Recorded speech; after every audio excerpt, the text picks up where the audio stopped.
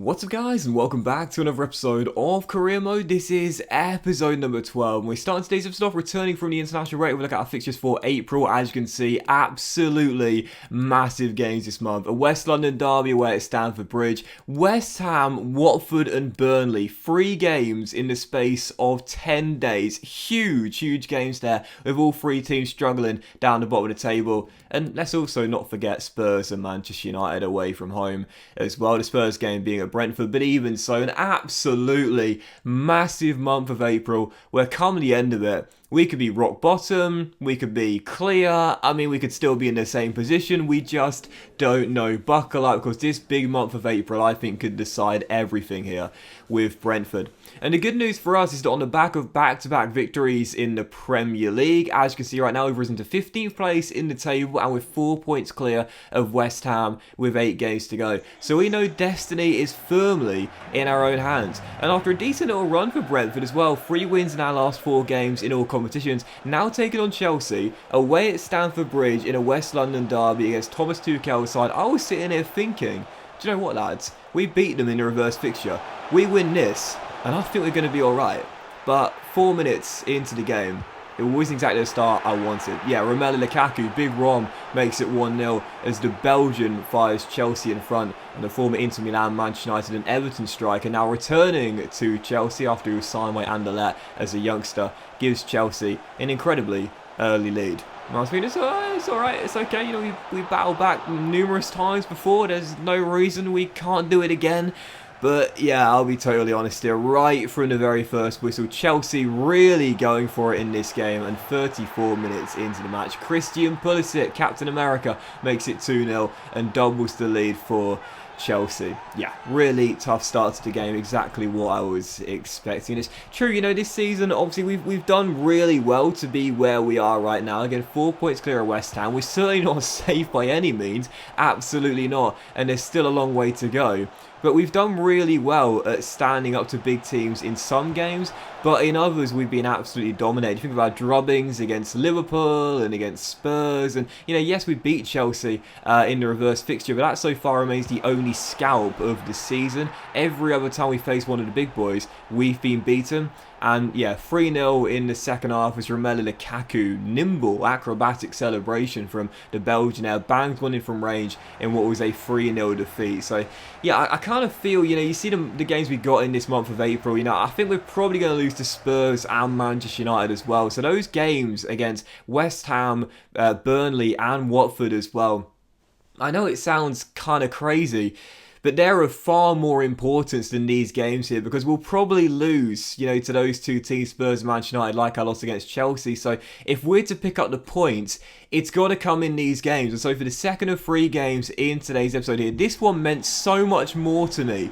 than the West London derby against Chelsea, which might sound kind of crazy, but it's true. There's 8 games to go in this season. We're 4 points clear of David Moyes' side, and we've got the game in hand. So win this, we go 7 clear and still have a game extra on the irons. So heading into the game, massive game here. Again, our form lately has been pretty decent considering where we are in the table right now. So right from the very first whistle, being in attack mode, getting those early shots on goal and looking the much more aggressive team. First Ivan Toney firing just wide, and then Areola denying our number 17 as we were still deadlocked at 0-0. But in the opening half an hour, it was all Brentford, and 24 minutes in, Toney goes through one-on-one.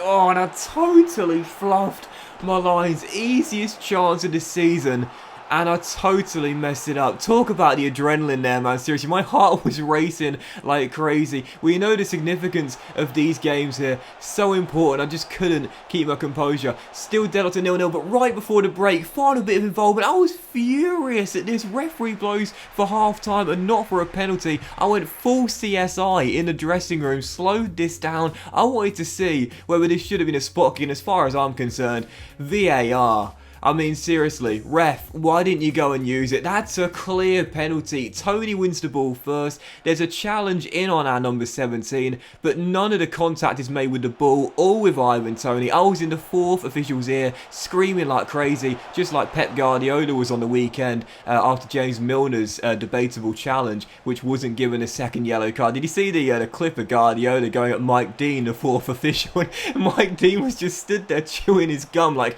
bro, I'm not going to change anything. Do you know what I mean? It was so funny. I thought this is exactly what's happening in the game, but even so, an hour into the game, deadlocked at 0-0, it would finally be broken. But not by Brentford after all the chances we'd had in the game. Wouldn't you just know it? A familiar feeling. We missed them all, and our opponent scored their only shot in the game. Jared Bowen makes it 1-0, and the Hammers take an undeserved lead. And I was thinking, right, I am not losing this game after all of our chances and the penalty decision not given. So the next chance I got, I thought, just put your lasers through it and blast it. Exactly what I do with Ivan Toney. Smacks it in at the near post to beat Areola and gives us the equalising goal. We should have been in front, let alone level, but hey, we'll take it. It's 1-1, and not long afterwards, 11 minutes to go, we go on the counter. Henry into Mbuemo, quick little offload to Jensen, back out wide towards Rico, Henry down left-hand side. I see Ivan Toney calling for it at the far post, and Ivan Toney makes up for his earlier misses in the first half, slides on his knees, smacks the corner flag as he heads in the cross from the left back, and Brentford turn the game on its head to finally take a deserved lead. Captain, leader, shocker, Ivan Toney gives us the well-deserved advantage. Brentford 2, West Ham 1. We come from behind to lead, and I was thinking, okay, alright, we're in front for the first time. We deserve to be here. Don't throw it away now. 4 minutes to go, holding on for dear life. Souček plays a 1-2 with Declan Rice, and oh my goodness gracious me. Sometimes you just got to tip your hat to the AI, and I talked about it in the last episode. The reason I'm really enjoying this FIFA is because the challenge of Ultimate is so much greater, and there are so less exploits to use. And the AI in previous FIFAs, the previous two, might have been a bit passive when going for goal from range. Not this year. They're happy to let it fly from just outside the area. Exactly what Souček does, and in true Tony Yeboah style, smacks it in off the underside of the crossbar to give West Ham a big point to keep their hopes of staying up alive. When you look at the stats here, these were sickening to read. 11 shots compared to 2. West Ham score with both of them. How we failed to win this game, I was going to say I don't know, but I do. It's only myself to blame. I missed chance after chance in the first half, and that's what came back to haunt us in the end. Yes, I can sit there and say we should have had a penalty. There's no doubt in my mind it should have been given, but even so, big missed opportunity there. It's not a bad result in the grand scheme of things. It means we've only lost 1 of our last 4 games in the Premier League. But even so, 7 games to go. We're still 4 points clear of the bottom 3. We still have the game in hand. We could have been 7 clear with a game in hand, how we held on to the 3 points there. Definitely, no doubt about it. It's a double entendre. Opportunity missed. No doubt about it. Needed to win that game, or should have at least won that game. Unfortunately, had to settle for the point. So for our third and final game of today's episode, another massive one. Watford, bottom of the Premier League. If they're to stay up this season, well, right now in a hole, they need wins. Draws aren't going to do it in the final few games. They need wins. So heading into this game, knowing what was at stake for both teams, it was not a surprise that in the early stages, Watford were having the first chances of the game. But 36 minutes in, after a tough start, the game died down a little bit. We had our first opportunity. Henry finds Ivan Toney, and Ben Foster makes a great save as he turns it behind for a corner. So 0-0 at the break. Only, I'd say, yeah, again, probably just one clear-cut chance for either side. Both well saved by both goalkeepers, but it was one of those games where neither team really wanted the draw, if you know what I mean. Both teams really needed a win in this game. Watford even more so than us, you'd think. Hence why they were looking the better team. 9 minutes after the restart, David Raya made a couple of great saves from 2 set pieces. And with 11 minutes to go, the Hornets looking for the winner. As I was holding on for the point at this point, Hernandez finds Sissoko just inside the area, holds it up really well, crosses to the middle, and Ashley Fletcher denied by, brilliant defending by Sean Pratt, blocking the first shot and then sliding in to make a clean sliding tackle to keep it at 0-0 as we get the danger away. Brilliant piece of defending there by the 17-year-old. thrown into the first team and with 6 minutes to go.